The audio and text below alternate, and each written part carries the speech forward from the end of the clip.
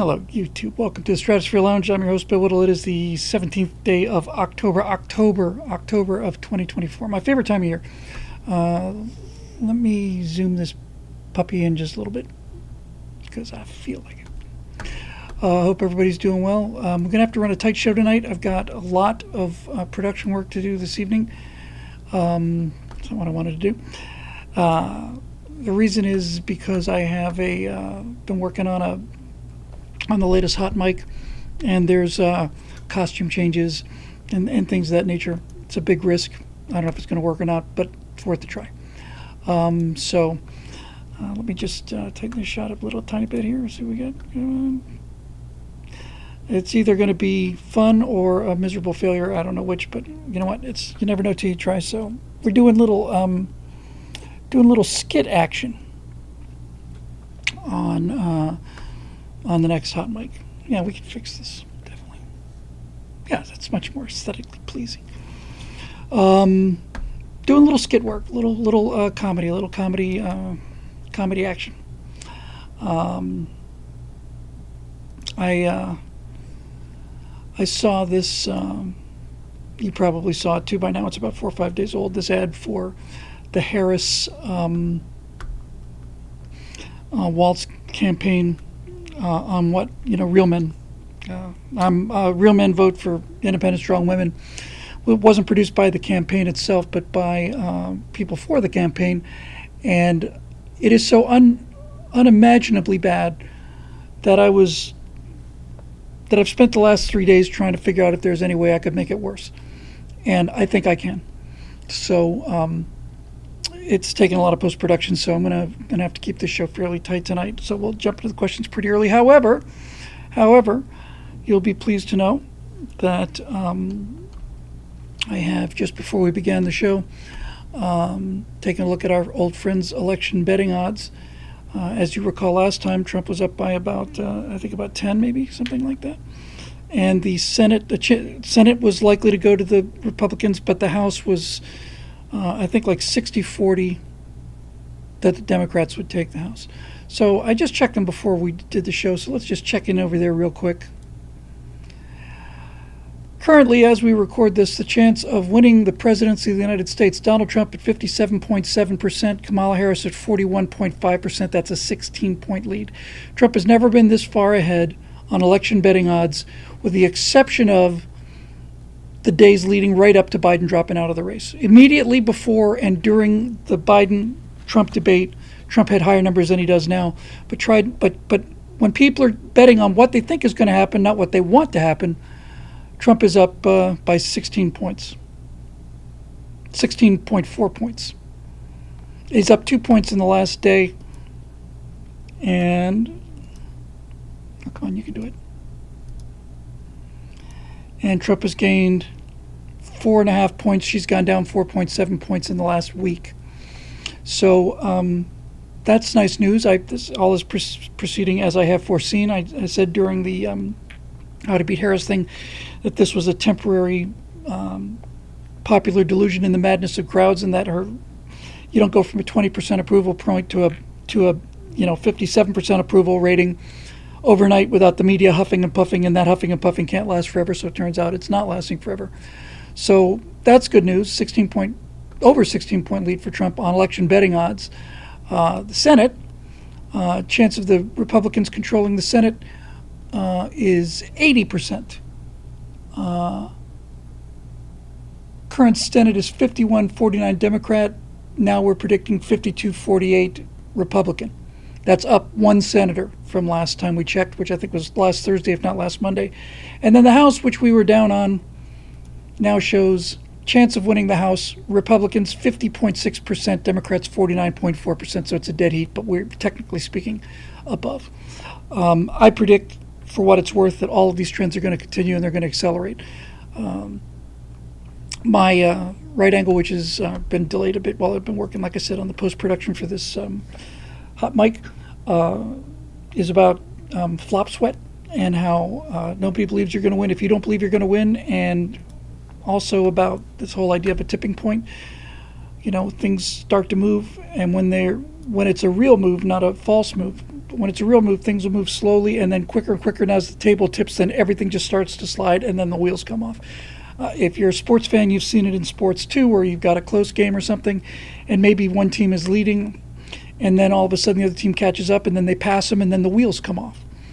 We're not going to say red tsunami, Lady Hawk. We're just going to say I'm liking the way things are looking, and they're proceeding as I suspected they would. So that's not a big cheer for my predictive capabilities so much as it is just an understanding of human nature. And government says hopefully it's better than 2022. 2022 is a massive disappointment, but the one thing to remember about 2022 is that Donald Trump wasn't on the ballot. He is he's what galvanizes Republican turnout and support, although, it would have been nice if we'd had more of it. Also, we don't, as I mentioned, I think last week, we don't have all these weird black swan dark horses, candidates. We don't have Dr. Oz, and we don't have Herschel Walker. We've got reasonably reliable, presentable candidates. So it doesn't mean anything if we don't get out and vote, but it does mean that this business of Harris running as the challenger and Trump as the incumbent, which is their entire strategy, is not going over as well as they would like. Yes, they'll turn out to vote against him, John Pershing says. And look, the first one I did on this was that people turn out to vote against who they vote against, not who they're for. So round numbers, the way it breaks out, figure 30% on the left is unchangeable, 30% on the right is unchangeable, 40% in the middle can move. And those people are starting to shift. And if you're watching the show, you're paying close attention to politics. So if this shift is happening, and I think it is happening, it's going to take a while until most people realize that the thing is really breaking hard for Trump. They're going to try and hold that news as long as possible. Why do you think it is that they rig polls and give false numbers? Because they know that people want to be on the winning side. It's just that simple. If it becomes obvious to the general public that Trump is heading for a win, then more people are going to vote for Trump rather than fewer people, because most of them do it subconsciously. Some of them do it because they just want to be able to say they were on the winning side. I don't know. I can't explain the philosophy for it. I'd be voting for Trump if I was the only person voting for Trump. But looks like I'm not going to be the only person voting for Trump, so that's good news. So as I said, I've still got a ton of stuff I have to shoot tonight and finish editing and get it up there. It's got to be there, has to be there for 6 a.m. release tomorrow morning. And like I said, it's kind of a risky hot mic, but I thought I'd have some fun with the show, and so I'm doing 4 different takes on what real men look and sound and talk like. So we'll see if that's any good. Okay, good night. Let's march on over to our billwhittle.com website and find out what the questions are, and we'll nail those babies down. We'll do at least an hour, obviously, but I actually thought about postponing it to tomorrow night, but I believe tomorrow night I will go back and watch another football game, because I had a lot of fun doing that last one. This time I'll take Natasha with me. So we'll see. Now, I've gotten my mail-in ballot. Shelley, our office manager, has gotten her mail-in ballot. Natasha has not gotten hers. She registered to vote when she got her driver's license, or when she applied for citizenship, or when she not applied for, when she was granted citizenship. So I'm going to need to make a call tomorrow and find out where her ballot is, because she's determined to vote, and I don't think her vote is going to cancel mine out. So hooray!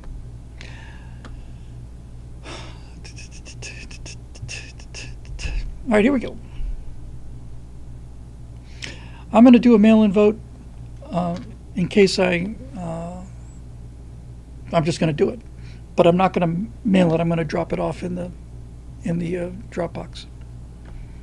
I just want it in there early, so we don't get one of those. Oh, look, all the votes for Biden came in overnight. So thank you. Oh my gosh, Ray Juarez basically curated this session tonight. So thank you very much for that, Ray. It's good to see you. So just looking through here, we got a Ray Juarez question. We got a Joe Roth. We got a Troy Stevens. Road Rider. Broke college student. Eric Blake. Jacob Belchik. Charles Tomes. Rob Knife. Roadrunner. And that'll do it, but that's a lot. You see something here?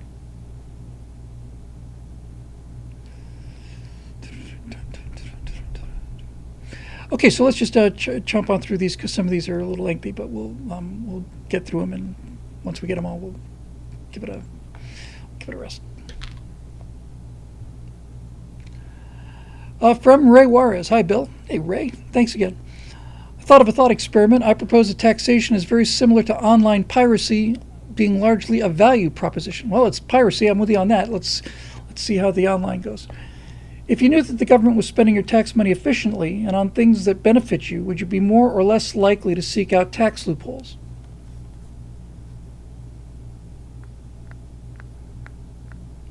Well, let me just split hairs here and say I would certainly be less likely to seek out tax loopholes if I thought they were not only spending it efficiently and on things that benefit me, but that they were limiting their spending to things that the government should be spending things on, which are outlined in the Constitution.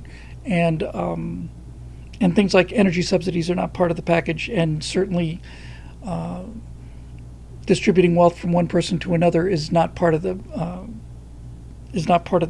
Constitution. And again, I'm not trying to split hairs. I'm trying to get to the root of the problem. You can efficiently tax me on wealth redistribution. I could even benefit from it, but I'd still be against it. I assert that most taxpayers, so long as the taxes were not extraordinarily large, will be all right with paying their full tax, even if they might have some fringe tax-saving measures, as long as those taxes are spent correctly and benefit the taxpayer in a meaningful way. Now, I was splitting hairs with you earlier, but I 100% agree with your premise here. Good roads, good public transit, effective police, etc. Online piracy is similar. Most people want to support a developer through the standard legit means, but if the developer does not respect the ownership of the product, or the price is so far outside the payable amount, they will pirate it, risk shady torrent sites to do so. Do you think this makes sense, or am I missing something here? No, I think you're absolutely right. I'm sure I've told the story, maybe during the Stratosphere Studio show, of how I started in 3D Studio with 3D graphics back in 1992, where I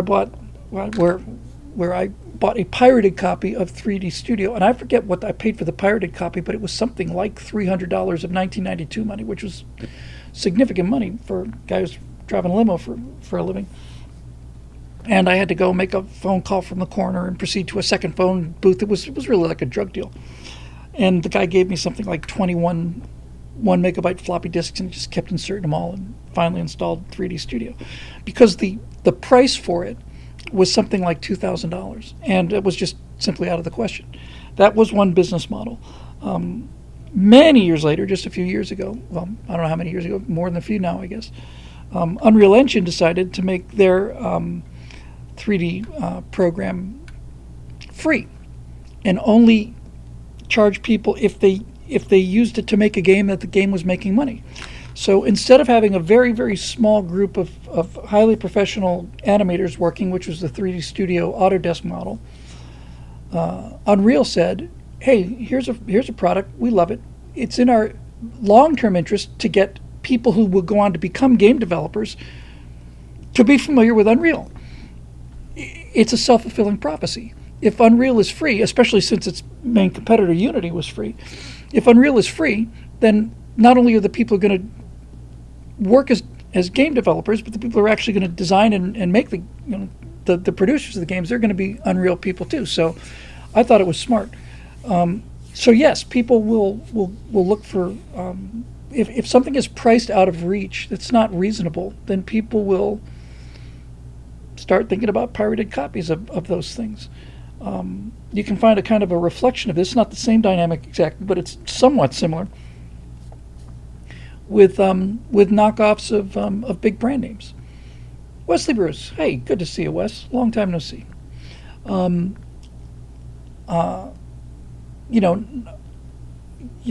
Gucci bags are insane. What they cost, it's many, many, many hundreds, if not thousands of dollars for a handbag. And so that's pretty expensive, and it's a status symbol. And then there are people who will buy knockoff brands, either rip-off brands or look-alike brands, and that's kind of a version of trying to have your cake and eat it too.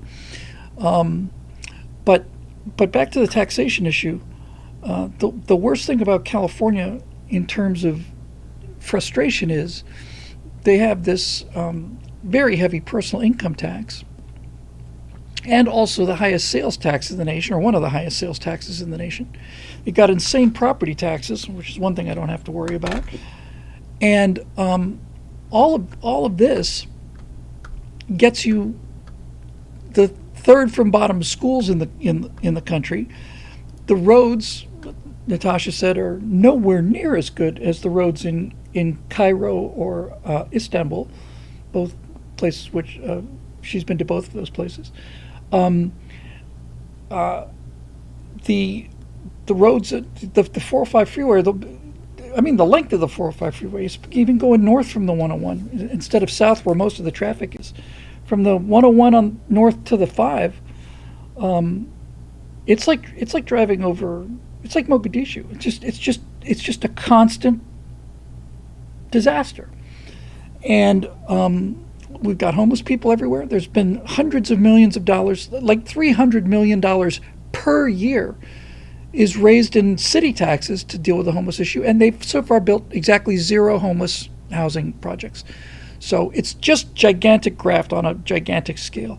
Now that many years ago led me to what I thought was an interesting question, and that is, okay, so what is an appropriate tax? How would you determine what is morally righteous to ask of people?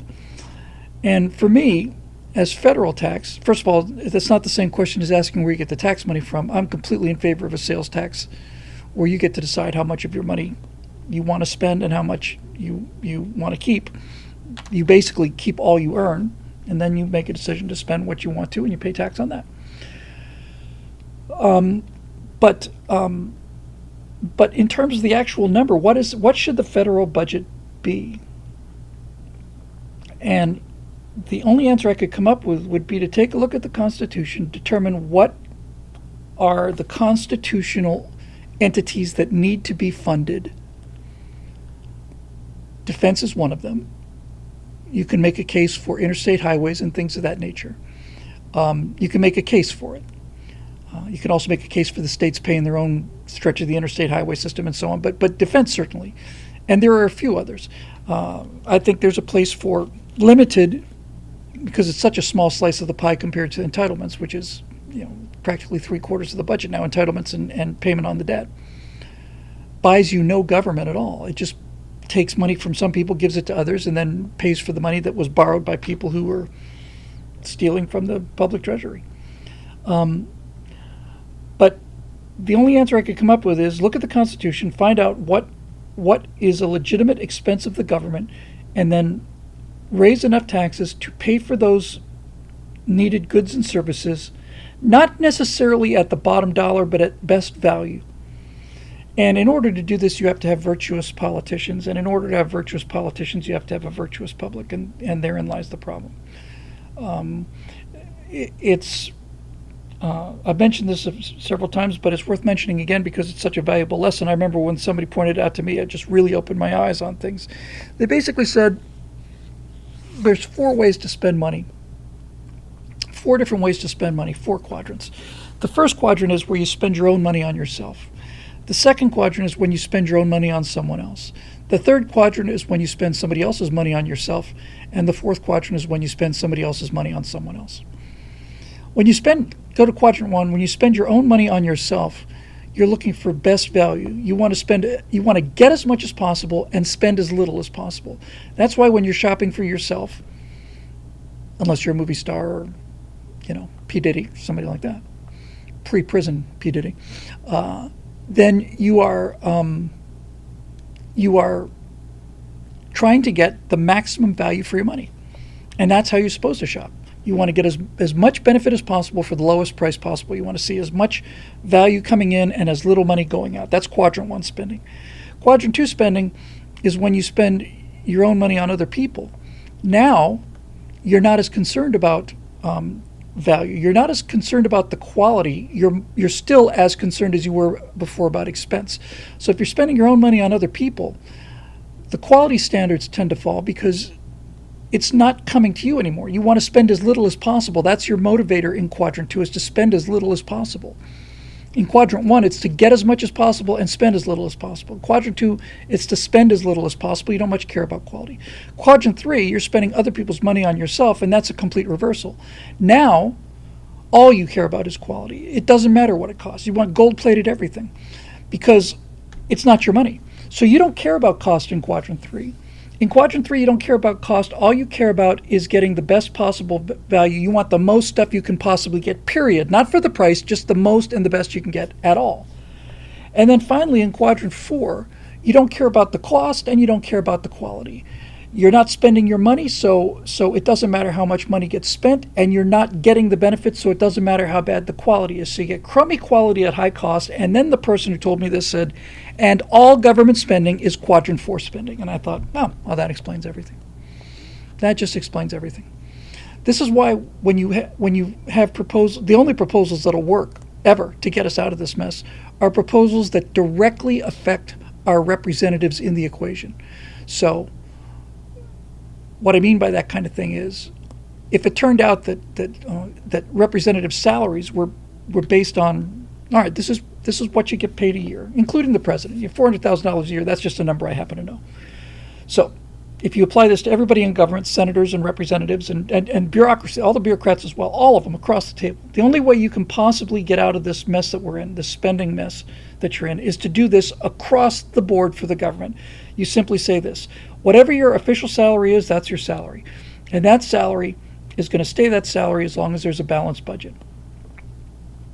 If there's a deficit, we're going to take the percentage of the deficit out of your pay.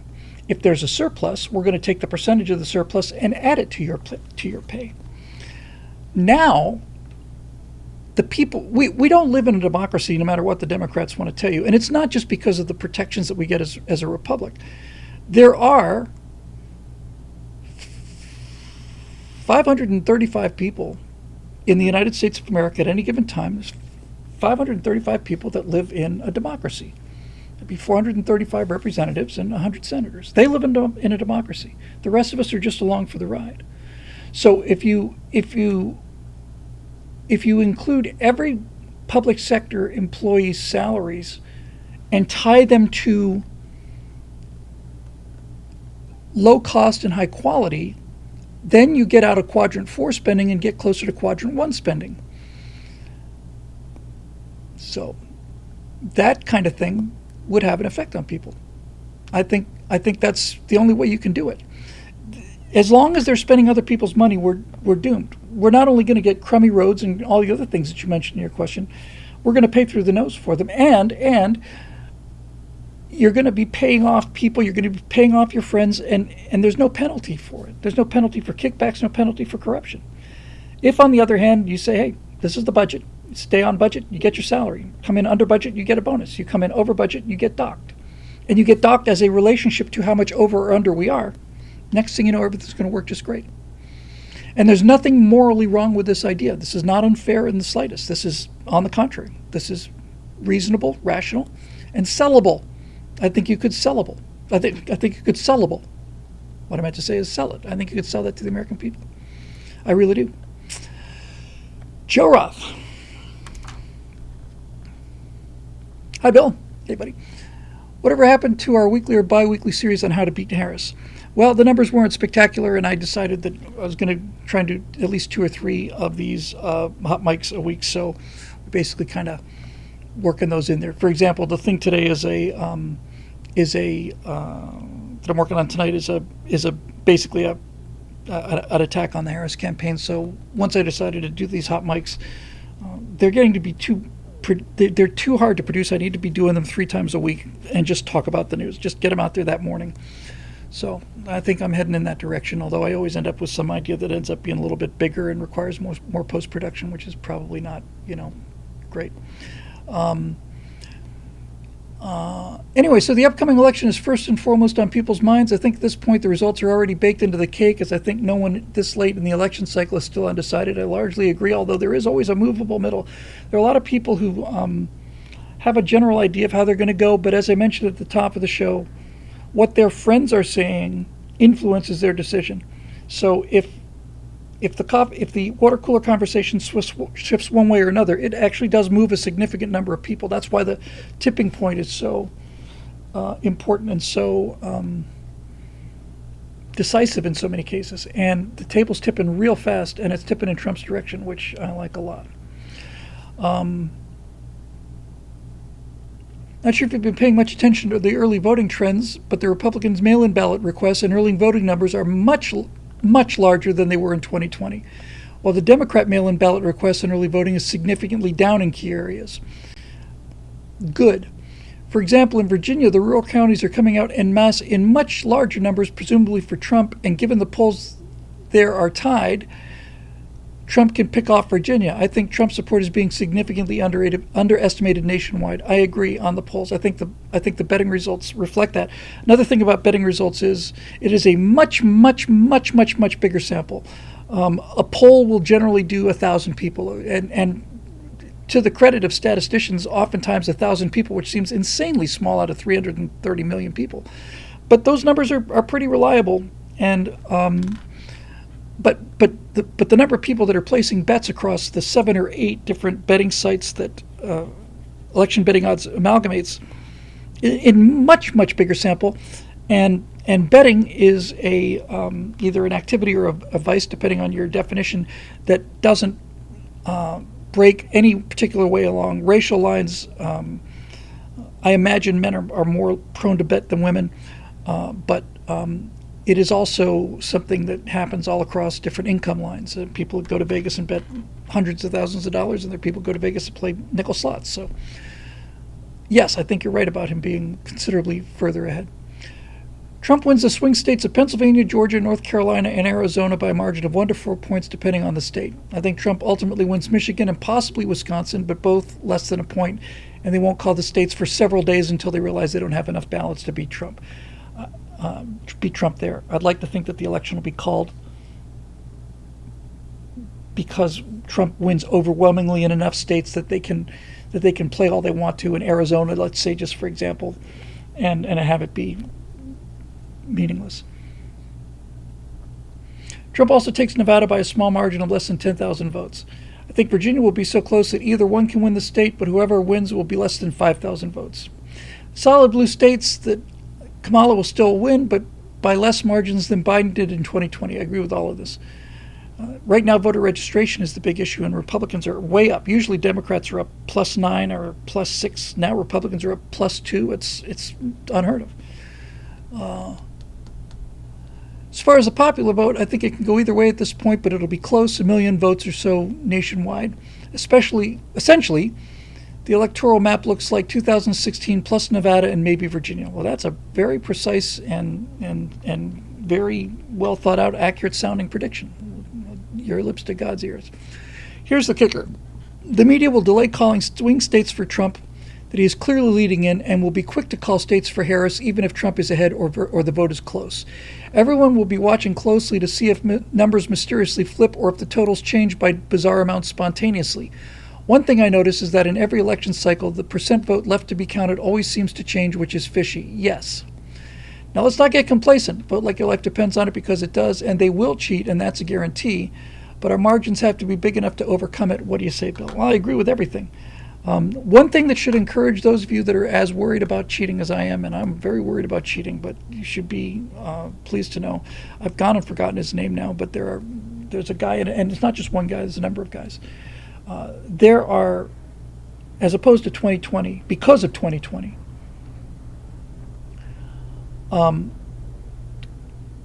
there are a number of different entities that are recording the election data in real time, and they're recording them in such a way that they would stand up in court. I think the Supreme Court had an obligation to handle this in 2020, and I think that their refusal to do so was just plain cowardice, especially on the part of the Chief Justice. But in any event, that's what you have a Supreme Court for, is to settle these kind of things.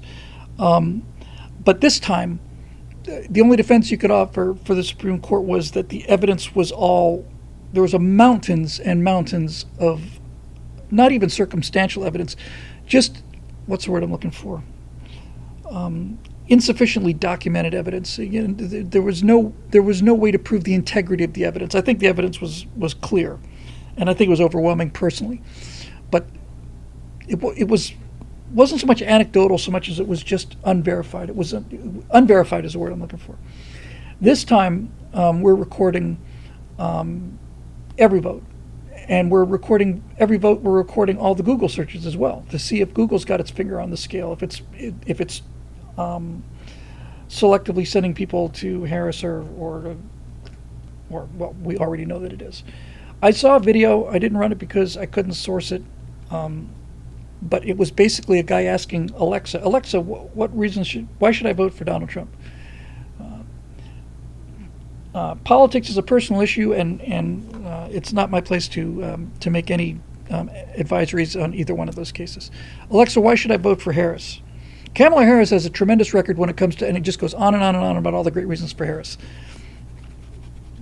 Then it was like, Alexa, why should I not vote for Harris? It's not our place to enter into political discussion. Why should I not vote for Trump? Well, this, and this. Now, that might have actually been Alexa, but it might have been a fake, and it would be easy to fake. So, it's not something I want to base my reputation on. But it feels like it's true.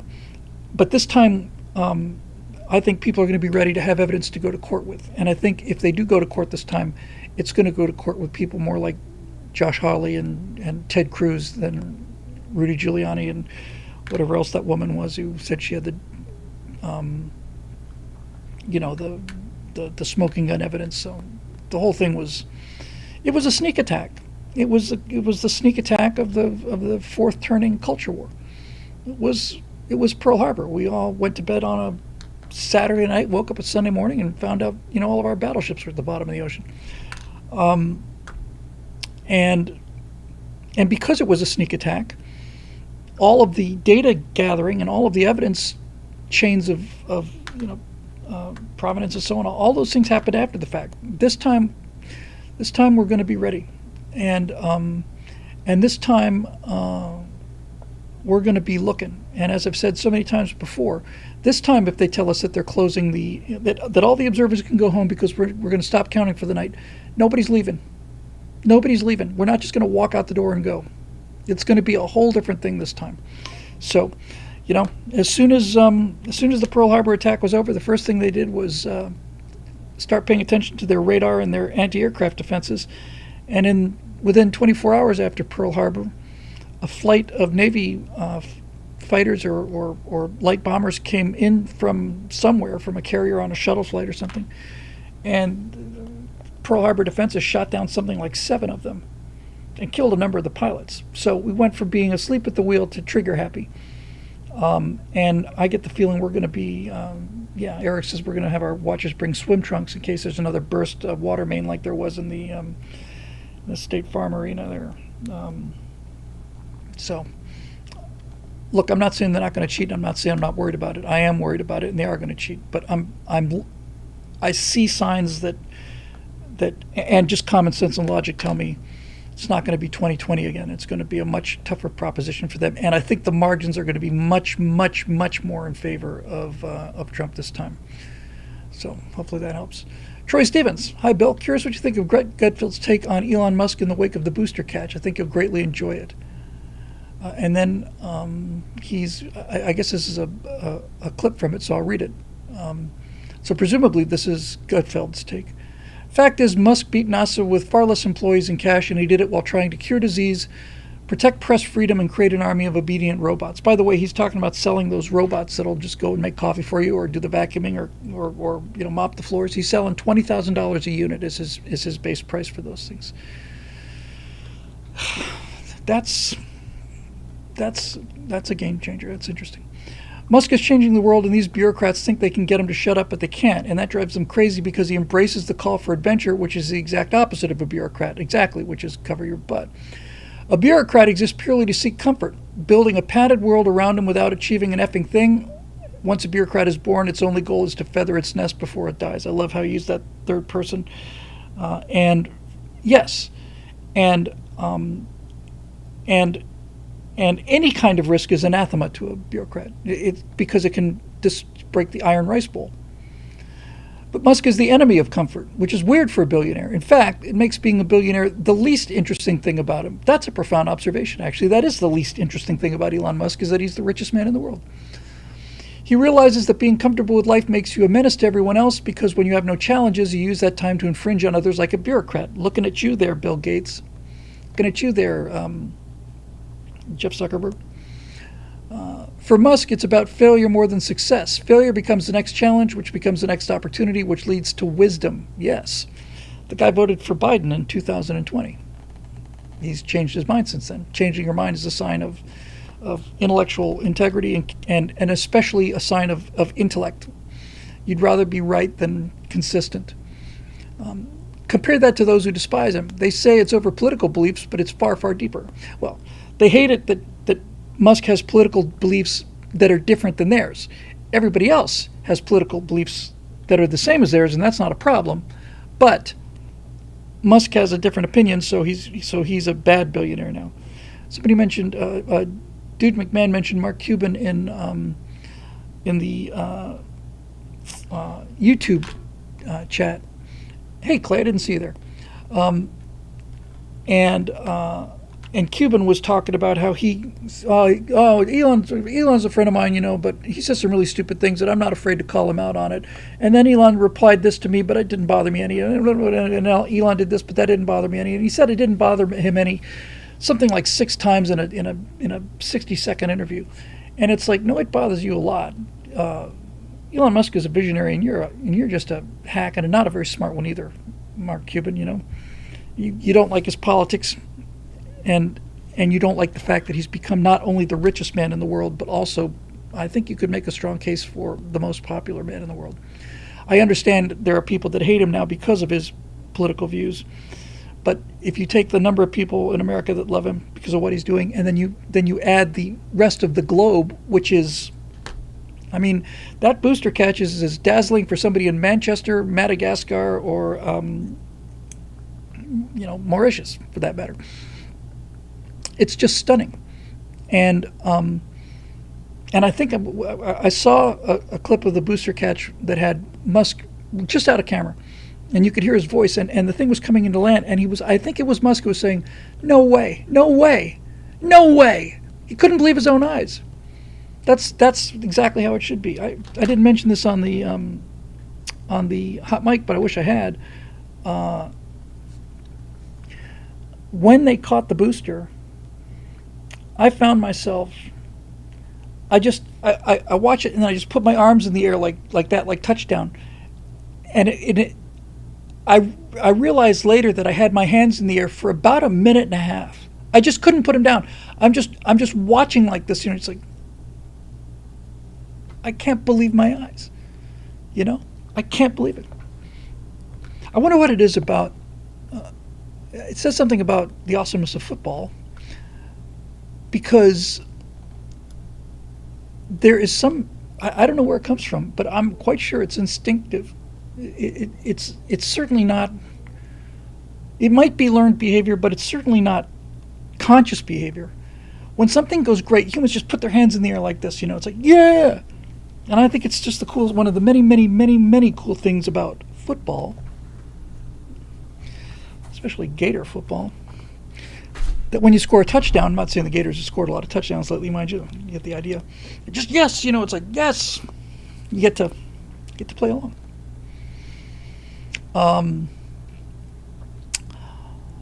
But yeah, he is incredibly popular around the world. He's as amazing to the rest of the world as he is to us.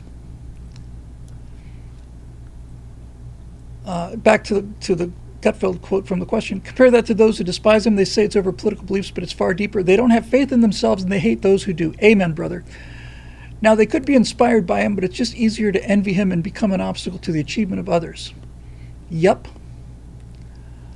But look, you don't need to agree with his opinions. It's a free country. You have the right to talk back to him or anybody else. You have the right to sell your brand new Tesla that you loved because you were saving the entire planet until he put on his MAGA hat, at which point, to hell with the planet, you're selling your electric car.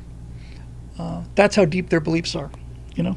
To hell with the planet. I was happy to save the planet and take credit for saving the planet, telling all my friends I saved the planet because I drive an electric car. Oh, wait, he supports Donald Trump? To hell with the planet. That's how deep their belief system is. And that's also how deep their fundamental belief in global warming as an existential threat is. Because if they genuinely actually believed it was as serious as they claim it is, then you couldn't pry an electric car out of their cold, dead hands. And they have cold, clammy hands even when they're alive. So it's not much of a reach.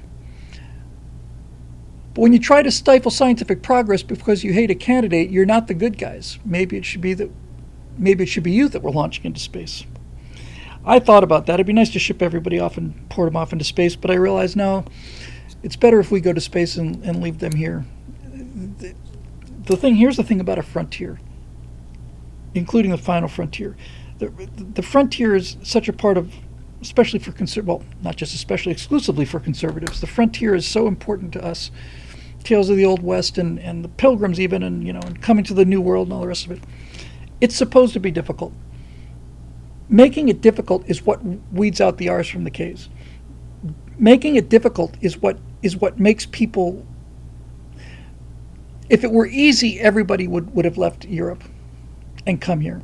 Not just the ones with a sense of adventure, not just the risk takers, and not just the ones who were just emotionally, constitutionally unable to abide by the idea of handing the king all of their stuff, including their brides, for example. They just couldn't bear it. So they got on a ship and went sailing across the ocean to a place they'd never seen before. For most of that time, or at least for the first half of that time anyway, you could rest assured that you would never see your family or friends again. When you left the old world to come to the new world, that was it. You were as good as dead. And in many cases, you did die. And the trip was arduous, and then the first settlements were arduous, and then the people that headed out west had to face wolves and winters and Indians and all the rest of that stuff. It's supposed to be difficult. I think that if we were to ship all the lazy people here off of the planet to someplace nice, someplace where the third arc, where the people that clean, sanitize public telephones go. If you were to take the slackers and send them to a very nice, comfortable place where food just fell from the sky and they could just sit around and be happy and safe and all the other things they want. Safety, safety, safety. It wouldn't fundamentally change the equation for us. We'd still want to go places, and those of us that didn't would start to get fat and lazy and stupid. And it's a biological fact, You put enough food down, and everything will get fat and lazy. Fat cats, fat people, fat bacteria. You put enough food down, the bacteria will just continue to grow and grow and grow. And that's true for everything. Life is not supposed to be as simple as it is right now. As easy, rather. There's supposed to be more hardships. Speaking of which, I'm tempted to... no, I'll tell you. I told you I'd tell you. I'll tell you. I had this dream last night, and and I don't ever talk about my dreams because I almost never remember them, but I remember this one. You guys are going to get a real kick out of this. P7 2017 points out, also mentions with tribbles. He says you put down food for tribbles, you don't get fat tribbles, you just get more tribbles. Same for bacteria, I guess. So this dream woke me up because I woke up really, really, really happy as a result of this dream. I'll tell you the dream, then I'll tell you what I think it's, not that its meaning is a great mystery or anything, but what I think it probably drives it for me. I had this dream, those of you remember from the olden days of this show, many years ago, so it was 2016 or something, 17 maybe, 17 or 18 at the latest. I had a person invite me down to whatever that Air Force base is just outside of Tampa. I've forgotten the name of it. It's where CENTCOM is. Anyway, I said I needed a call sign because I was playing a lot of Star Citizen and I was flying, and I was doing mostly formation flying, and I wanted a call sign for long easy. And I said, I don't have a squadron, obviously, so we have a contest and we'll figure out what my call sign will be on the Stratosphere Lounge. And he basically jumped in there and said, no, we'll do it for real. I'm a fighter pilot, and I've got a lot of fighter pilot friends, and some of them are fans of yours, so we'll just do it. So I went down there, and I got my tactical call sign. I've told the story 20 times, I can tell it again. But I had this dream where I was part of this organization, and most of these guys, I think it must have been because I've been thinking about this Real Men ad that was just so terrible. It's just been on my mind for a couple days. So I had this dream, and in the dream, I was part of a team, and I was working with, some guys were intelligence, but most of them were like SEALs. Now, it's real important that you understand that in this dream, I was not one of the SEALs. I was not a SEAL. And I wasn't even an honorary SEAL, but I was working with the SEALs. And I had a legitimate reason to be there. So I was hanging out with these guys, and we were just doing all kinds of, it was just fun. It was just like male bonding thing. And then there was a moment when it was like, all right, so our wives were there, and then the wives were doing something, they were getting dinner ready or something. We were going to have this big old barbecue, something like that. And it was nighttime, and I'm following these guys around, and I'm just feeling like I'm part of a group, like I've got a crew at last. And not my crew, I'm just part of a crew. And the next thing you know, they're all running towards the ocean. Now, the Pacific here is very cold, and I am a cold water sissy. I started snorkeling when I was 3, just before my 4th birthday. And I started scuba diving when I was 6. So I'm great in the water. I'm a great swimmer. I'm great underwater. Hold my breath. I used to be able to hold my breath for 1, 2, 3 transits of an Olympic swimming pool underwater in one shot. That's a lot of underwater swimming. But I don't like cold water, and I don't. And I every time I watched, there was one documentary that was done on BUDS, on Basic Underwater Demolition School, which is the SEAL training course. And that documentary's got to be 15 years old now, but it was in a lot of detail.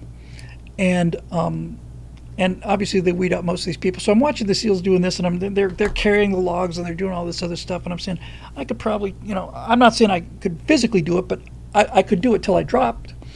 I've got enough willpower to do it till I dropped. But when they got in the cold water and you see them just swimming, just shivering like this, I said, that's probably when I ring the bell, to be perfectly honest with you. It's on YouTube, VSE 0 says. It's called Bud Class 234. Yeah.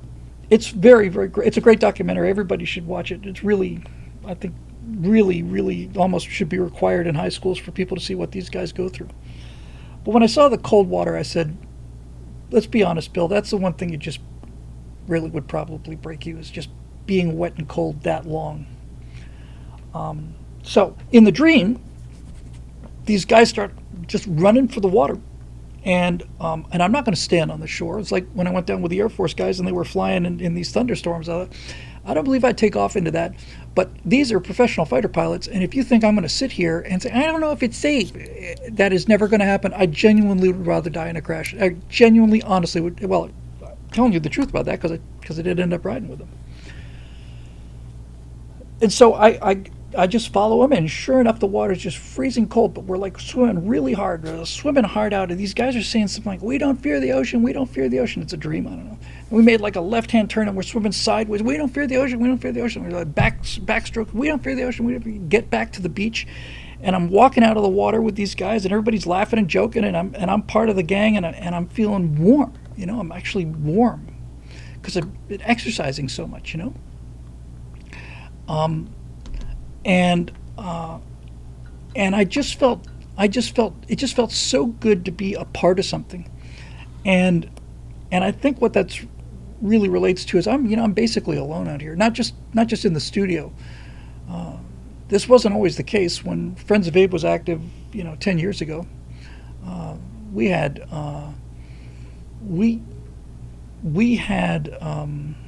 events at least once a week, and often twice a week, and we'd had big events, 2-3 times a month, and huge events once a year.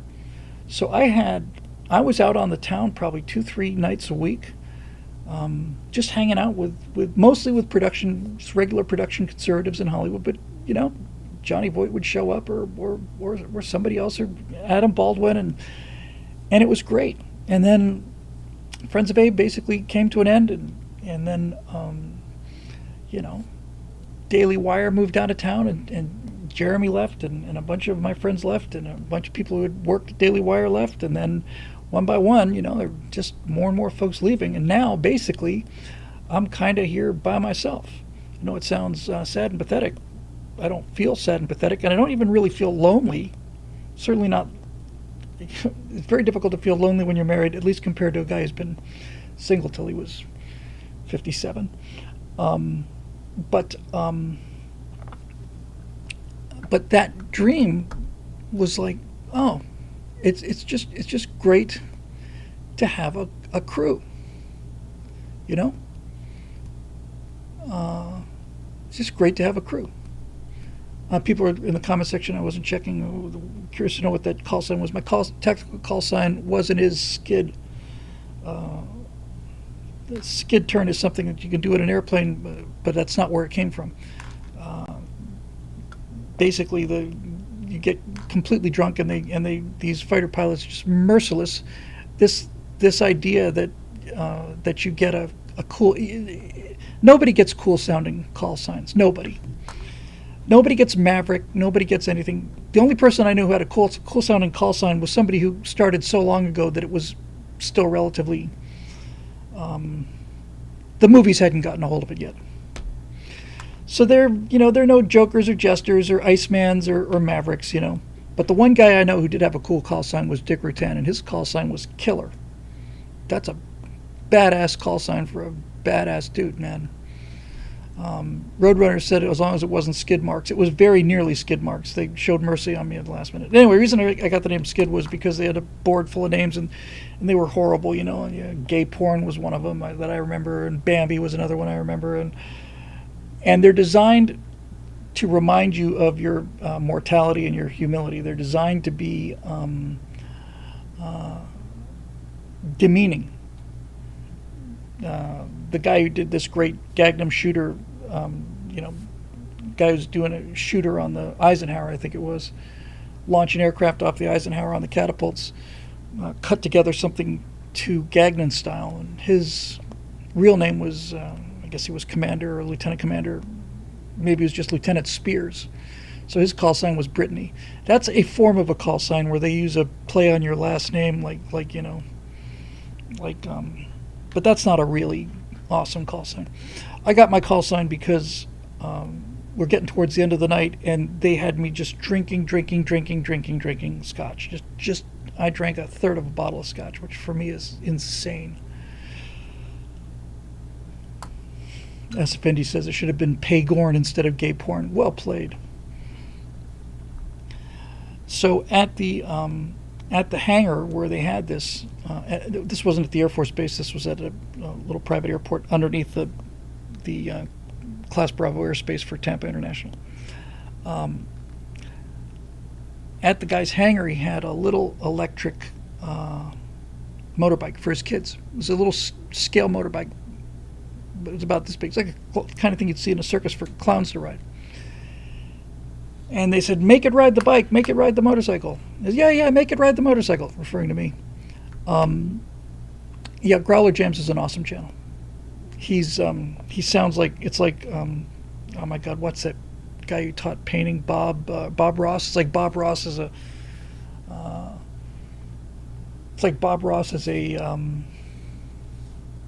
fighter pilot.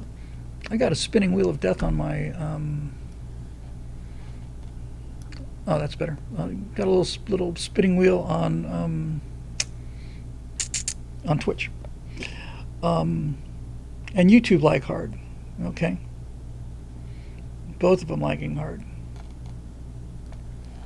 Well, I got green here. I got 6 megabytes of going up, so looks like it's back again. Hopefully it was just a hiccup, something. Anyway, so they had me ride this thing, and I was wearing a brand new flight suit, and I was wearing a parachute harness, and they cinched up the harness so that I spent 2 hours hunched over like this, because they just cinch it up as tight as it would go. And so I was so smashed I couldn't even sit up, and they got me on this little electric motorcycle, and I started zooming down between this 2 rows of hangars, and I'm feeling like I remember clearly saying, God, please, if you want to, if you really need to take me, just take me after I get back without falling off of this bike. And I made a turn to stay within this row, and I thought for sure I'm going to hit one of the side of the hangars. I was just completely wasted. So I rode this thing down, and then I rode it back. It's an electric thing, and as I'm coming in, I said I'm going to show off. So he's got this kind of an enamel floor, with this, the sealant over the concrete, that kind of gray sealant, real smooth, nice floor. So I'm coming in, and then I'm coming in fast, and at the last second I lock up the brakes, and I put this black skid mark down on the guy's hangar floor. So that's where skid comes from. And I remember flying home the next day. I thought, skid's not really very cool, man, and it's like, that's why you got it, skid. So yeah, there's very few people that call me that, or who are allowed to. All right, so anyway, that was my dream, and I really liked being part of the crew. I get that same kind of feeling when I walk into like Daily Wire. It's amazing what Jeremy has done with that place, and they've got, I don't know, 200-300 people on staff there now that they're in Nashville. And I walk in there, and I just see all these people working, and they're all working towards the same goal. Some of them recognize me, most of them don't. I don't think, but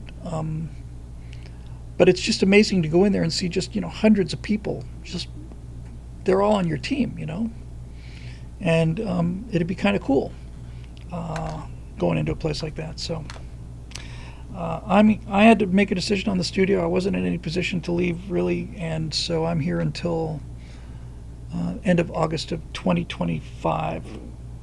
I may stay longer than that, but I have to be here at least that long. So there you go. Wow. I'm going to grab some of these super chats before I go to the next question. Here's one from Gabbing Val for $10 super chat. Thank you for all you do. You've been in my life almost daily for almost 20 years, and I can never thank you enough. Well, you just did an awful lot more than pay $10, Gabbing. Those kind of things, I can't tell you how much they mean to me. Especially after stories like this one. I feel like, here I am, pretty much last man standing in Los Angeles. Hearing those kind of comments just make it, just make getting up for work fun, and meaningful. And life is all about meaning. So thank you very, very much for that. I can't tell you how much I appreciate that. Thank you. Here's a Dylan Stark super chat. I read a disturbing article from CSIS unpacking China's naval buildup, stating that China has an estimated 230 times the shipbuilding production capacity that the U.S. has. Should we be concerned about this? Yes.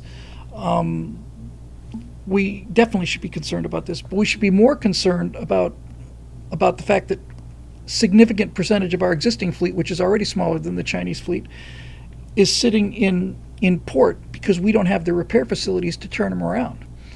I believe we have better ships than they do. I believe we have better weapons than they do.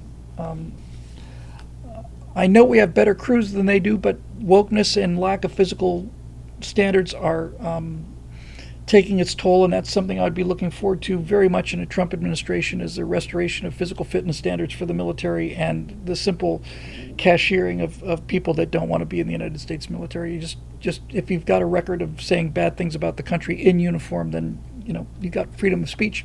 Nobody's taking that away from you. You can have all the opinions you want to in civilian clothes. But yes, it's something to be worried about. China consistently, however, shows that. They just built an attack sub and it sank at the pier. Their newest attack sub sank while docked at the pier before it was launched or commissioned. It's the nature of the Chinese economy to be corrupt. It's not so much well, it's certainly not. it's a cultural thing. It is it's such a weird hybrid of a communist dictatorship government in a presumably free economy, but certainly a capitalistic manufacturing behemoth, that the only way that the people who run the businesses can make any money is to cut corners on cost, because they have to take something like 30 or 40% of their total profits and hand it over to the Chinese Communist Party. So even the people that are building the tanks for the communists, that are taking money for them to build the tanks, I'm not convinced those tanks or those ships or whatever the case are any much better than their architecture or their products that they sell on Amazon, which are utter crap and don't have to be. They're the second biggest economy in the world now. The Japanese were making quality products as soon as they could. We've had this discussion many times on this show, the difference between the history of Japan after the war and their commitment to quality engineering as opposed to Chinese engineering, which is garbage. Just garbage. Across the board garbage. In every manner. Architecture, automobiles, their entire country's their national business model is make cheap stuff and charge as much as you can for it. As much as you can get away with. I think those were the 2 super chats.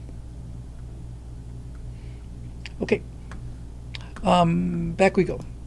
So anyway, thanks for that quote, and Gutfeld's on target as always.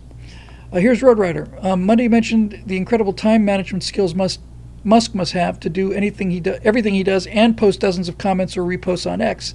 I agree, and it may seem more than that. I think he has a vision, multiple visions at that, yes. Space, Mars, helping the infirm with Neuralink, freeing up people's time in traffic, the Boring Company, free speech for all on X, and offering his skills to reduce government waste. Most of all, there was a profit motive in all of that, and with the exception of reducing government waste, that's a freebie. His vision drives him. The question is, what's your vision? What drives you? Unlike Musk, one vision is probably good enough for you, other than Natasha, of course. I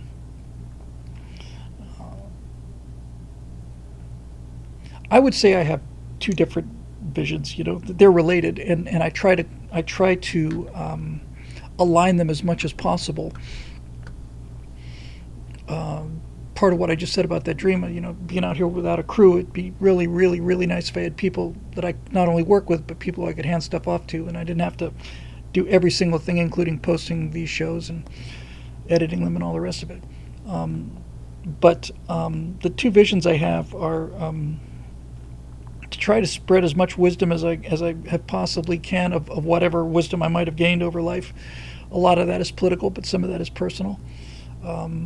I've had a really, everybody's had a unique upbringing, so that's kind of a pointless thing to say, but I've had a variety of, I've had a much wider variety of experiences than most people I know. I've been in some very good places, and I've been in some very bad places, and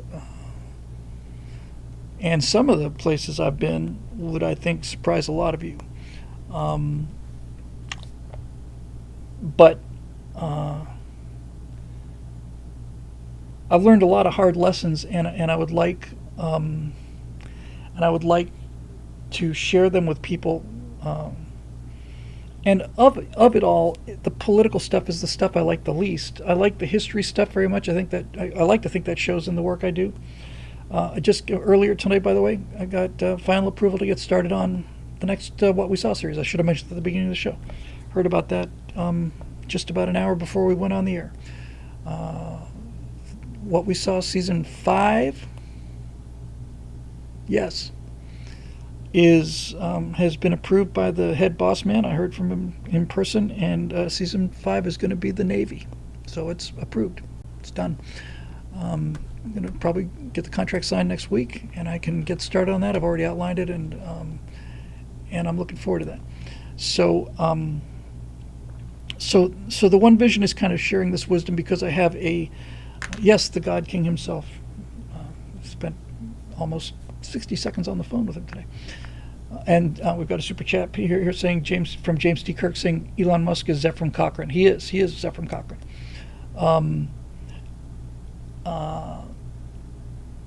Will we ever get the discount? Yes, Dave, you will get the discount. I don't know whether I will tie it in with the Navy now. I am determined to chew this thing up much faster than anything I've done before with these guys. Really determined to get this thing done in a couple months instead of 6, for a number of reasons. And I've done a lot of work on it already, and I'm just gonna sit down and start writing it and just get it the hell done.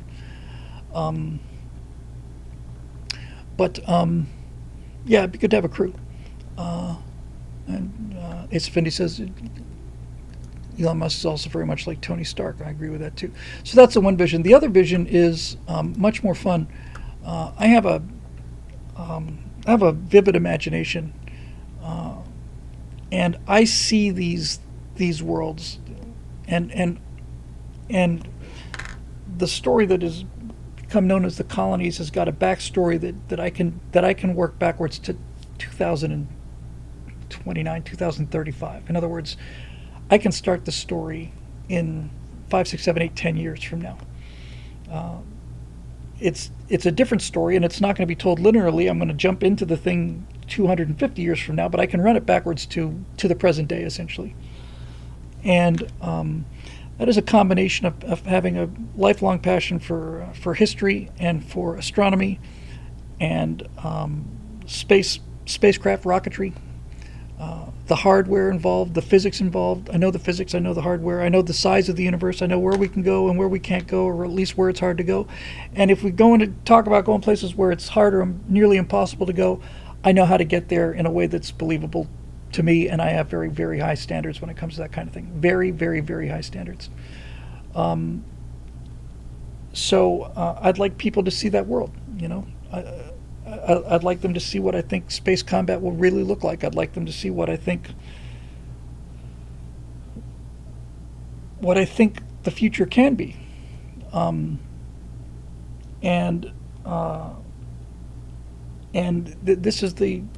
This again is tied into this dream, you know. I mean, I have these great ideas. I talk about them on the Stratosphere Lounge. I have full intent of doing all these things. It's not like I'm lying to anybody, and it's not like I never stop myself from dreaming about these things or talking about them by saying, well, you just don't have the resources to do that, so you might as well just think about something else. I don't do that. I think about it all the time. But then I get limited by resources. And that's a kind of a trap, you know. If the fewer resources you have, the harder it is to get more resources.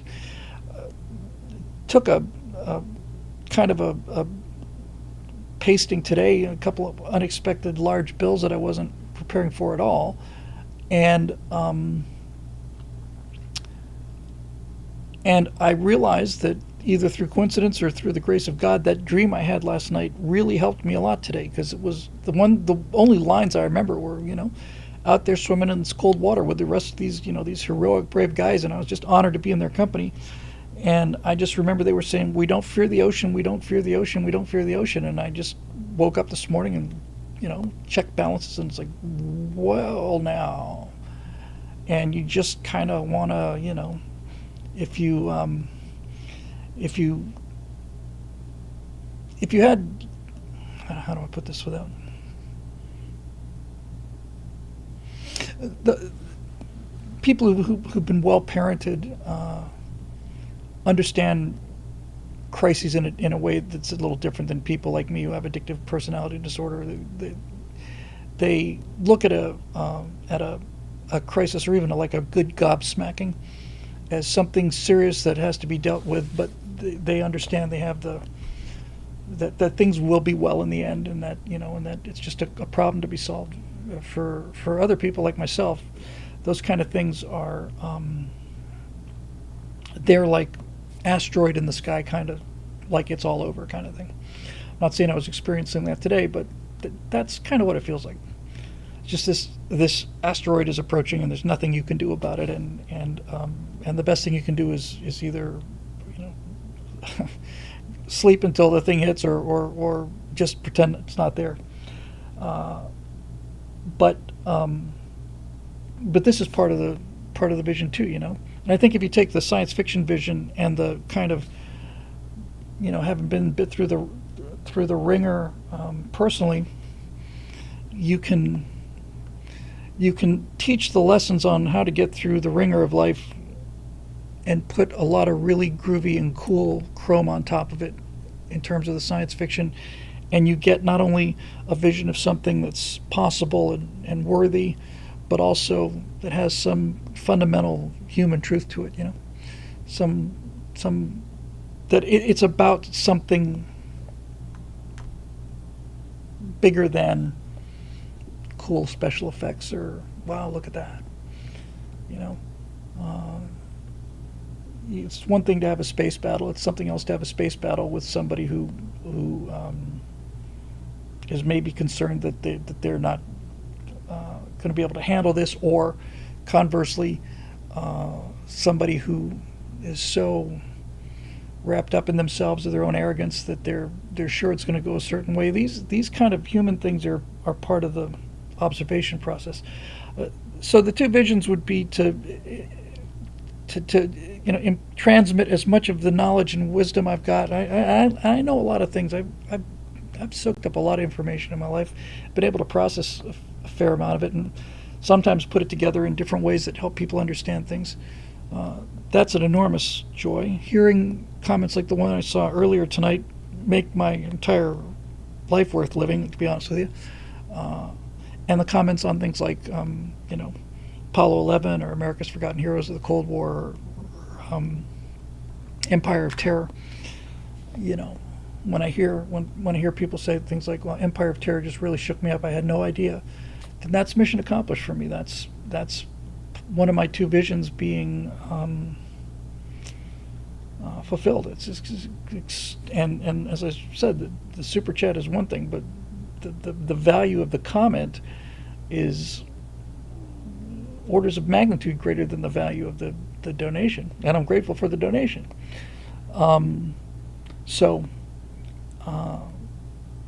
Those two things I would say are my visions. I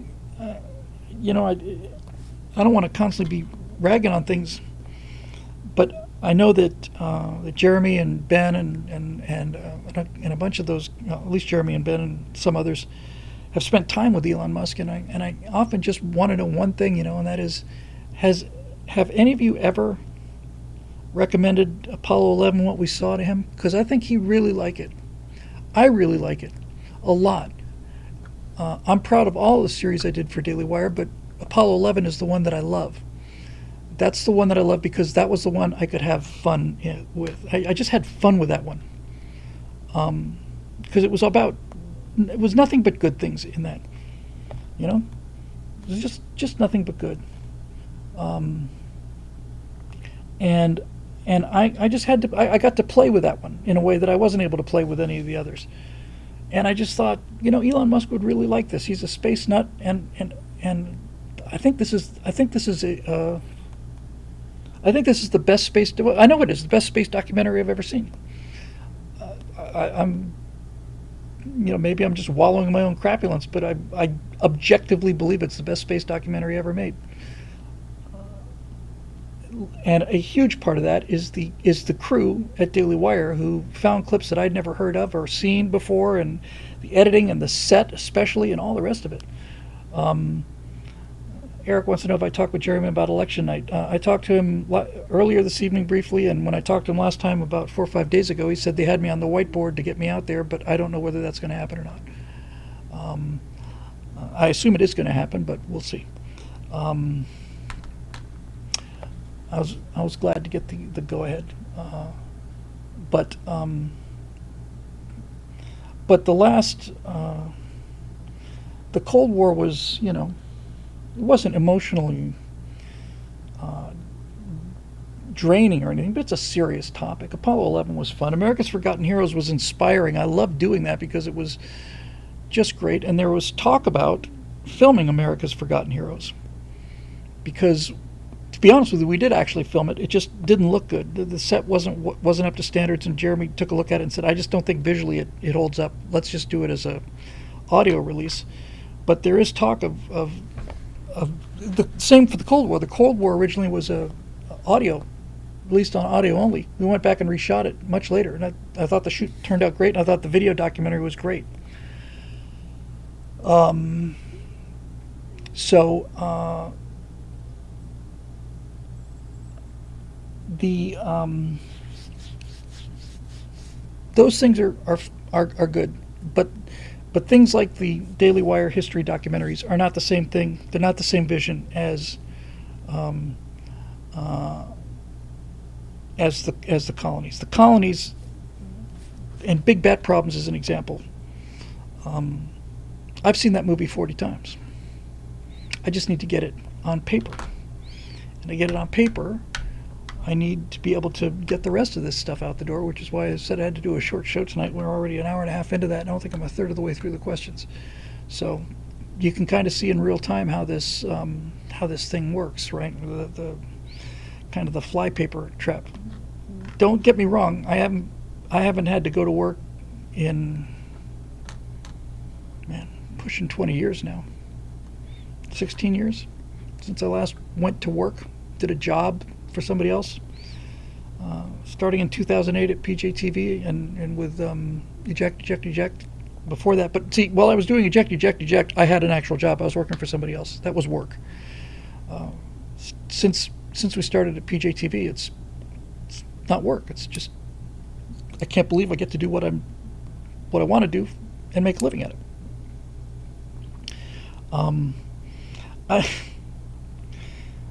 I say things that come out of my mouth, and I know they sound ridiculous sometimes, but there are honestly times when I really do wish I'd get sent to prison for a year, because I sure would get a hell of a lot of writing done.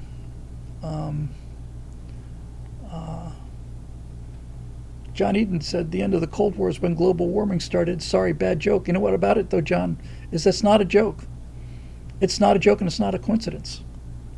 The environmental movement is where the Marxists went. The Marxists went from open communism, the fall of the Soviet Union, to the environmental movement. They're watermelons. They're green on the outside and they're red on the inside. It's not a coincidence. The Cold War ended, and then global warming began because we had to have a new crisis that we could use to force people to do what they want us to do. So there you go. Thank you very much. Buck of Five said, you're not wrong, Bill. Apollo 11 was the best documentary in space I've ever seen. I loved it. I loved it.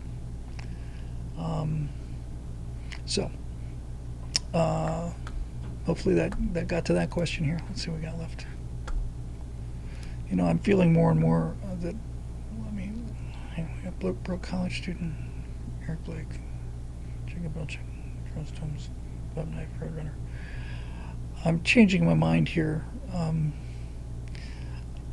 By the time I get done with this, I'm not going to be in the mood to do 4 costume changes and do 4 character things. I'm gonna crank out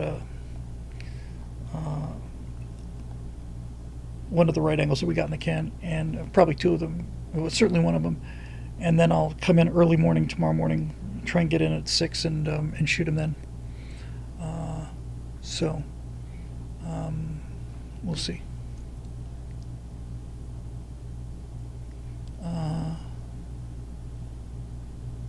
All right, so let's see if I can get cracking through these guys here. Broke college student. Hello, Bill. I wanted to clarify some points regarding my question from last week about the dissonant right, because I don't think I explained some points properly. Also, I don't endorse these points, but do want to get them to non-ad hominem responses.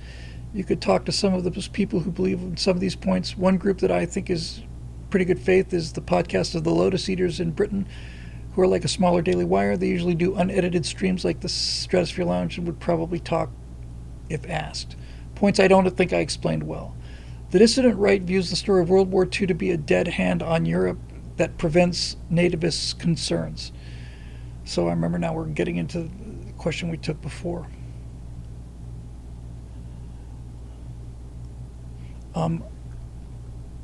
So this is clarification of points on a question that we took either last week or a couple of shows ago. And I'm going to ask you to forgive me for this, broke college student, but I'm going to skip this one. I've still got a ton of work to do tonight, and I don't really want to elaborate on points that were brought up in a previous show. I understand the frustration of having asked questions, have me answer them, and have me miss the point of the questions. But if it's all right with you, just this once, I'm just gonna move on because I really don't think I can go backwards at this point. So hope you don't take that personally. Eric Blake. So, Bill, this evening something completely unexpected happened both politically and culturally. Now, I suspect a lot of conservatives would look at this event and shrug, okay, what? How is it that big? Mainly, of course, because our studio... Okay. Okay, so we'll try to keep this to where the question is. Tonight at 5 p.m. Eastern, Maxim, one of the most well-known popular magazines known for its focus on hot women via the men's perspective, publicly announced on Twitter X its endorsement of Donald Trump. Okay, so here's the endorsement. Yeah, Maxim is basically softcore porn magazine, real softcore. And there's Maxim endorsing Trump in what looks like a photoshopped image. Okay. So, now, for everyone scratching their head and wondering why I'm on the side of this is big, think about how unlikely this is for one of the current entertainment magazines publicly endorsing the Republican, let alone Trump. Eric's right about this, actually. It's completely left field, no pun intended, and thus it shows more than anything that the tides are indeed turning in our favor. Yes, when girly magazines are coming out for Republicans, then Republicans are now the cool guys. Or at the very least, they're less weenies than the left. He's right. I wouldn't say it's earth-shaking news, but it is a definitely worth the observation. Maxim is, especially in the age of internet porn and so on, is nothing like the reach of Playboy, but Playboy at its peak in the 60s. It's a profoundly influential magazine with a profoundly talented editorial and writing staff, not to mention guest writers. Playboy was the it place to be for most of the second half of the 60s and probably right into about 73 or so, somewhere in there. I mean, the heaviest of heavyweight writers were writing for Playboy back then. And the whole Playboy philosophy was, you can agree with parts of it or disagree with all of it or whatever, but it you knew what you meant when you talked about it. Back to Eric again.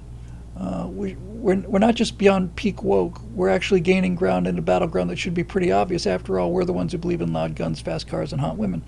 And as cultural institutions start openly endorsing our side, one can only imagine the political tide to come. What say you? I say you're right, man. I say you're right. John Eden just points out, completely off topic, that it is a Hunter supermoon tonight. So go out and get a look later if you get a chance. Just a quick comment about the full moon. Eric, you're absolutely right. It is a bellwether. It's an indicator that that we become the cool guys, cool enough for a non-political magazine to make an endorsement, because what Maxim is really doing there is not so much endorsing Trump so much as they're unendorsing the whole trans plus model, BS that we've all been fed forever. We're well past peak woke, folks. I think we're going to find out how far past peak woke we are in about 2.5 weeks. Let's check something real quick. I think Trump was up 16. It hasn't changed that much since then. I'm just checking, just out of curiosity. Now Trump is up 57.5 to 41.7, so now it's 16 points roughly. That's about what it was before. But he's still gaining. How much in the last hour?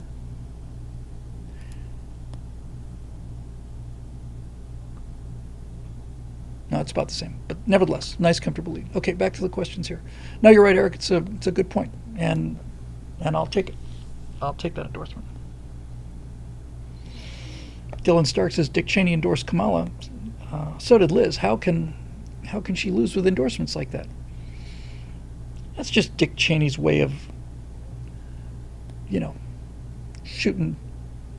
It's like driving past somebody, rolling down the window, calling them the worst name you can think of, and then just roaring off into the distance. It's just a cowardly, cheap, emotional shot from somebody who I spent a fair amount of my career defending. So congratulations. Get all the socialism you want there, Dick. I know it bothers you that somebody other than insiders took over the Republican Party and tried to give it back to the actual people of the country. That's a sin that can never be forgiven. So you march on right out there and you vote for Kamala Harris, and be a pleasure to vote against you on this one. Jacob Belcheck. Hail Bill. Hail Jacob. Last week you talked about being a 3 rules conservative: don't hurt people, don't take their stuff, and do what you promised you were going to do. I love the simplicity. However, much has changed in our definitions of harm. Some would say that their inability to transition to the sex that they want is to be harming them. Well, some people might say that, but any rational person would say me not doing something to you is not harming you. How am I harming you if I don't do something to you? Now, I would say that if I manage to talk you into chopping off body parts, especially if you're beyond or below the age of really understanding what that means, and I think in virtually all of those cases, very few exceptions, but some definite exceptions, but very few, then the other side is genuinely harming you. Some would say that forcing children to go through the wrong puberty is harmful for those children. Well, those people would be wrong. While I love your 3 rules, they operate on the assumption of shared moral principles that are increasingly in opposition from right to left. What say you, and what is to be done? Well, I'll give you the answer that came right into my head. We got to stop saying we disagree about things and just start saying they're wrong and we're right. That's just that simple. It's really just that simple. This is not a difference of opinion in terms of the example of sex change operation for underage children. It's not a we agree to disagree. That's not a perspective difference. It's not a difference in background. That's one is wrong and one is right, and we're right and they're wrong. And we need to just get back onto that train right away and not be afraid of it or ashamed of it. We're reasonable people. We're rational people. We don't believe in absolutes because, well, we do, but the absolutes that we believe in through reasoning and experience and common sense and trial and error and all the rest of it. But we really have to get to the point where it's like, no, this is not a agree to disagree thing. It is wrong to chop off the parts of children who cannot make a decision on this basis. It's wrong because it's irreversible. It's wrong for the same reason that them getting tattoos is wrong, although infinitely more harmful. And it's wrong for the same reason that if you want to take it to the other end of the spectrum and take away something that the right is very fond of, it's also wrong to let children have guns. It's not a question of gee, we disagree. It's wrong. They're children. They are not allowed to have guns. They shouldn't be allowed to have guns. And any definition of sanity understands that you don't give a 4-year-old a loaded pistol. Doesn't matter how well you train your 4-year-old. There's no question there are 4-year-olds who are raised around guns, who have a respect for guns, but you ultimately have to say 18-year-old or whatever across our society. Just like the speed limit on a freeway, the speed limit is the speed at which the worst driver in the most poorly maintained car can maintain control of their vehicle. I'm a much better driver than most people. I've been a professional driver for 4 years of my life. I'm a pilot. I have a high-performance car. I can safely go 20 or 30 miles an hour faster. I could certainly, without question, go 30 miles an hour faster on those roads if those other people weren't there. But I don't get to have my own speed limit. That's not how society works. I have to obey the same speed limit laws as the worst driver in the worst car, and that's appropriate. That's fair and reasonable. So that's it. We've just got to start saying, no, you're wrong. It's wrong. You're wrong, and it's wrong. It is an absolute wrong. It's an absolute evil. If they are so determined that they're in the wrong body, then they can stop. Then you know what? If you want to put them in dresses, I disagree with that. I think you're just screwing them up. But those are your kids. It's not my position to tell you how to raise your kids. But when it comes time to the state sanctioning and in the case of California, actively supporting irreversible decisions being placed in the hands of children who are not capable of making irreversible decisions, that's wrong. Your larger point, of course, is correct. When you say don't hurt anybody, don't take their stuff, and do what you promised to do, all of these things are open to interpretation. But I said hurt and not harm. And hurt is a lot easier to define than harm. What Works says he got his first shotgun when he turned 16. Well, you clearly were capable of handling that.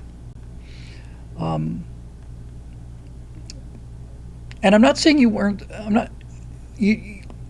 I don't want. I want to be careful about how I phrase this. I almost said you didn't get it unsupervised, but it's probably better to say What Works that you earned it. That you got a shotgun when you were 16 because you had shown your parents that you knew how to handle firearms at an earlier age than 16. You weren't just handed a shotgun out of the clear blue sky without plenty of evidence that you gave to your parents that you could handle a shotgun at age 16. So,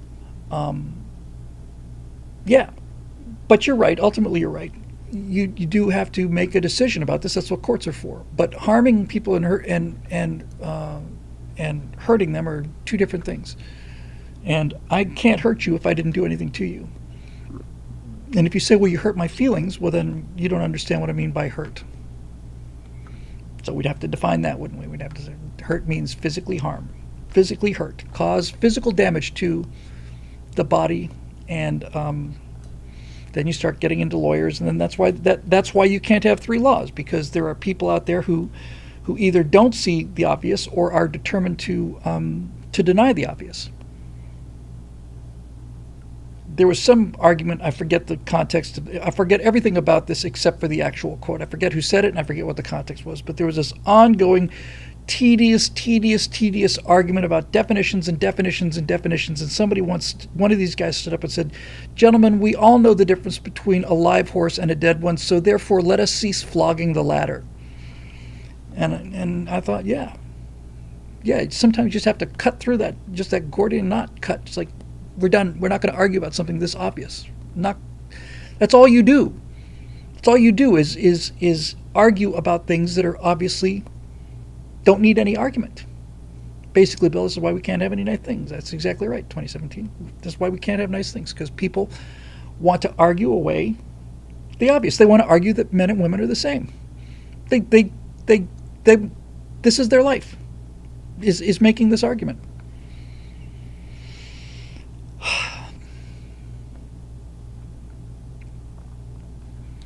So, Charles Tomes, Mr. Tomes, good to see you. It's good to see you at Oshkosh.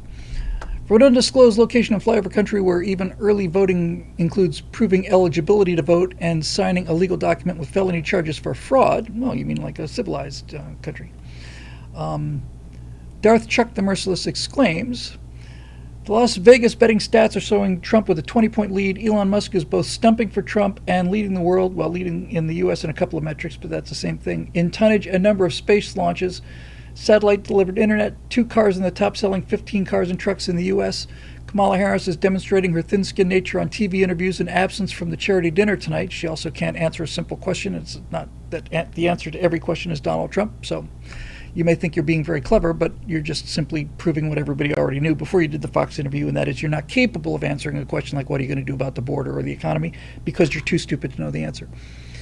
Or too stupid to even have reasonable questions. I'm still concerned with election prospects because even in hotly contested elections, only about 60% of eligible voters actually show up in the polls. I guarantee you every Republican is going to the polls this time. We didn't forget 2020. That should be our motto. Remember 2020. And voter registration for the first time is favoring Republicans in God knows how many decades. So I'm feeling real good. And they're running out of time for me to start feeling bad. I'm working on the election for our county's auditor's office, 6 a.m. to 9 p.m. on election day. Our company owner has announced the business is closed on election day. Please go vote. Good for him. That should be a national holiday, by the way. I have no problem with that whatsoever. I don't want to put so many holidays there that nobody gets any work done. But to be perfectly honest with you, and I'm a defender of Christopher Columbus, and needless to say, he came and destroyed this beautiful idyllic society and the rest of that garbage. But I would cheerfully trade Columbus Day for Election Day as a national holiday. I would cheerfully do that. I think you make a real strong case for one of them. Now that would put Election Day very close to Veterans Day, but so what? You have 2 3-day weekends back to back. Yeah, pretty nearly back to back. I'm very concerned that we may lose by a thin margin merely because people are already convinced that the Donald is the right choice and will not bother to go vote. Listen, I disagree with you on this one. I appreciate your concern, especially appreciate your work, Charles, but there's not a Republican out there who doesn't remember what 2020 was like, and not a Republican out there who is not determined to get revenge for that. Payback is a bitch. I cannot imagine a Republican staying home or on election day or not voting. I cannot imagine it. Not after everything we've seen. I can imagine a lot of Democrats not voting. I know they'll come out to try and stop Trump, but we're going foaming at the mouth going, and I'm not afraid to or ashamed to admit it. I'm foaming at the mouth voting this year. So everyone counts, and Andrew Lay says, honestly, I think they can fraud their way into it. I don't anymore. They got away with it before, so why not again? Because last time was a sneak attack. Like I said, the Japanese bombed Pearl Harbor, and then the next day, we shot down 7 of our own aircraft because our anti-aircraft defenses were not only on duty this time, but super alert, hyper alert. I'm not saying they won't get away with it. I don't know what's going to happen. I do know that this time, if they try to get away with it, it is going to be so flagrant that it's going to be hard for them to deny. And we've talked about this for the whole show about recording of results in a legally binding sense and all the rest of it. So we'll see.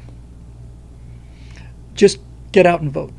That's all that really matters. If people get out and vote, then I think we're going to win this thing, in spite of the cheating. And then the first task, especially if you win the House, the Senate, and you have a conservative court, the first thing you do is you immediately seal the border, and then you start working on election integrity and begin the deportations. That's like day one. Those 3 things. Lock the doors. You got 2 years to lock the doors. You got 2 years to clear the house and lock the doors. And you better do it in the first 2 years, because it's going to change in 2026. We will have the same opportunity that Barack Obama had in 2008, which got us Obamacare and all the rest of these, got us a corrupted Justice Department, got us a corrupted tax, IRS, got us a corrupted everything. He got it all done in 2 years between 2008 and 2010. There you go. Yeah, I am. They're going to have a much tougher time. And it's showing by the fact that Republicans are voting early already. They were able to say that the blue wave, was due to. I just don't want to get into it anymore. I've been talking about it all night. I feel much better. The lead is much bigger, and we are much more alert for cheating than we were last time. Last time when they called it for the night, we all just went to bed and said that was weird. When we woke up the next day, we realized what had happened. But nobody's going home tonight on election night because they say they're closing the shop and they'll pick it up in the morning. Nobody's buying that this time. Bob Knife, just wanted you to know that I so appreciate what you said about America on Monday's Lounge. Oh, thank you. I've been saying for a long time, influenced by you, that we the people are not the government. We the people ordain and establish a government. We the people are America. The federal government is not America. Thanks for what you do. Thanks, Bob. So take that with you too, guys. I feel good about this election. But if we lose the election, even if we lose the election to cheating, is it a catastrophe? Yes. Is it the hard landing? Yes. Is it more damage to the structure? Yes. It's all of those things. But this machine is too well built to fail, and it's powered by something that is immortal. The government is not the country. They're destroying the government, and they are using the government to wreck institutions like the Boy Scouts, for example. But people are not changing their minds. It's not like look, the number of real Americans, I'm not even going to say conservatives, the number of real Americans has contracted as a result, but we haven't lost any. It's become smaller, but it's become denser. In other words, yes, there's more damage out there, and there's more Marxism out there. But that gain in Marxism did not come with a loss of conservatism. We didn't get smaller, we got denser, we got more compact. We believe in what we believe in more passionately. John Eden, once again, thank you so much. $99.99 super chat just for being John Eden. You're a steely-eyed missile man, John. Thank you. I mean it from the bottom of my heart. It means the world to me. Thank you. So, Thank you, Bob. Appreciate it. Last one for the night, Roadrunner. Greetings, friend William. Even if you didn't watch it, you must have heard about Kamalama Ding Dong's interview with Brett Baer on Fox News. I saw clips. I would like to posit that Donald Trump and J.D. Vance have an unfair advantage over Harris and Walz when it comes to media interviews. Trump and Vance can just tell the truth, whereas the Dems have to lie like a Persian drug every time they're on the air. Yes, and Vance and Trump can talk about plans for what they want to do without mentioning Harris and Walz. Walz and Harris cannot open their mouths without mentioning Trump. So every time she mentioned Trump, she's basically advertising for the other side. Now, you may say it's not good advertising, but people in advertising say there's no such thing as bad advertising. So yes, thanks, Kamala, for reminding us again and again and again and again and again that you got nothing to say, and that the entire election is not about you. You've got nothing to do with the election. You're a non-entity. This election is about whether or not people like Donald Trump. You're not even there. You've got no policies. You've got no positions. You know it. You admit it. Every time they ask you a question about something, you say Donald Trump. Okay. So it's not an election, it's a referendum.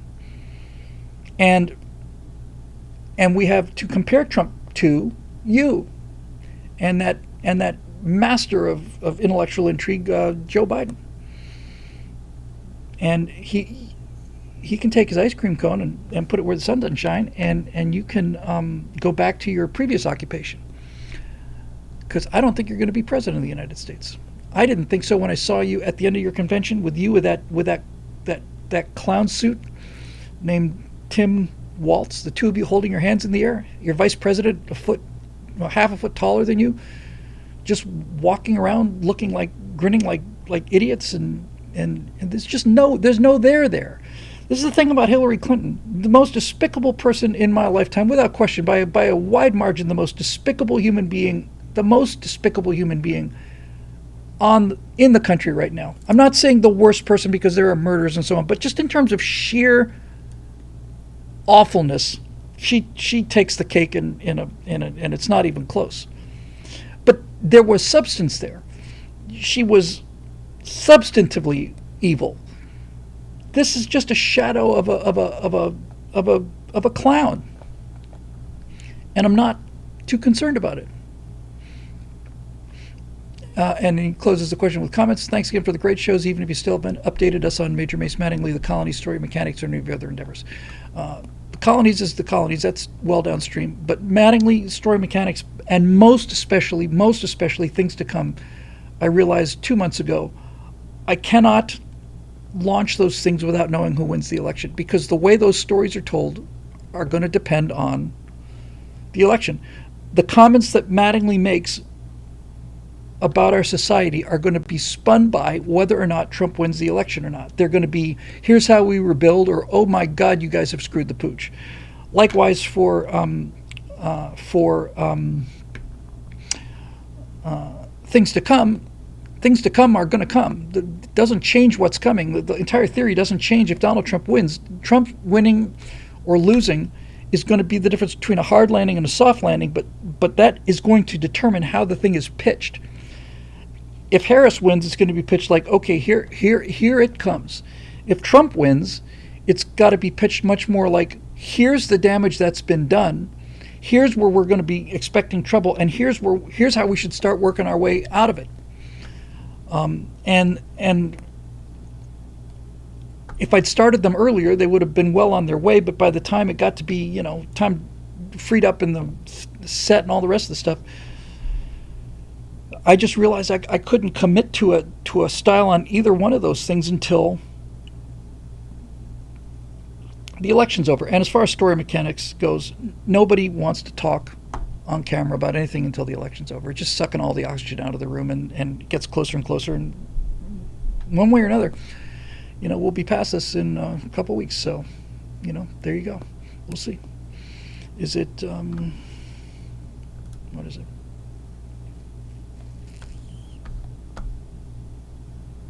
Two weeks from Tuesday.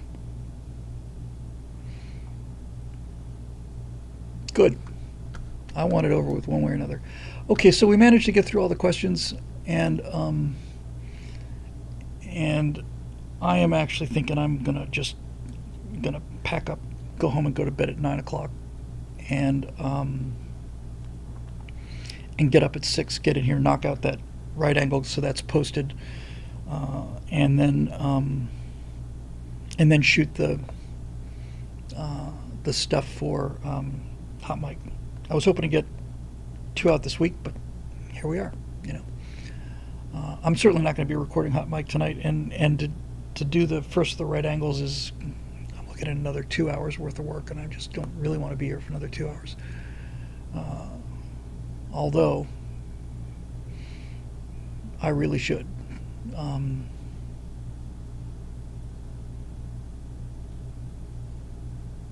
I'll see how I feel when I turn the camera off. Maybe I'll just stay and knock out the members only, or not the members only. I need to get a right angle out tonight. It's either that or first thing in the morning. We'll see. I don't know yet. I'll find out. See how I feel. It's 8 o'clock here, Pacific time. So when I said I'll be in bed by 9, I might just go home and go to sleep. 9 o'clock is 9 o'clock is early for me if I was 12.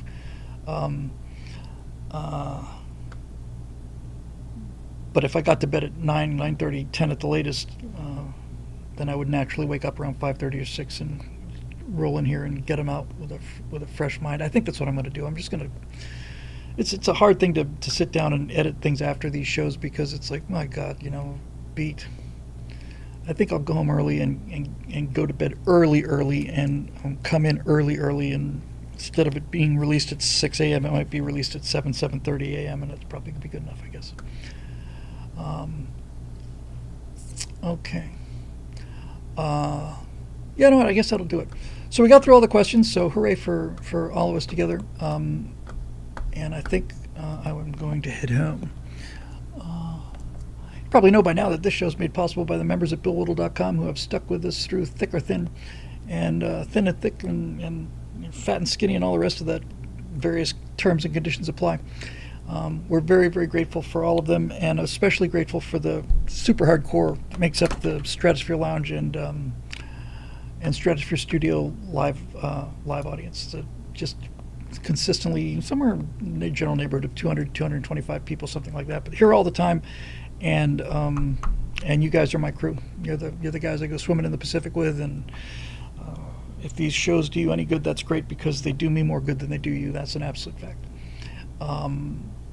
So thanks very much for joining us. We're going to turn them off one by one here. I think we'll say goodbye to our friends on Twitch first. So thanks for being with us, Twitch. We'll see you guys on Monday night. And, don't let the bed bugs bite.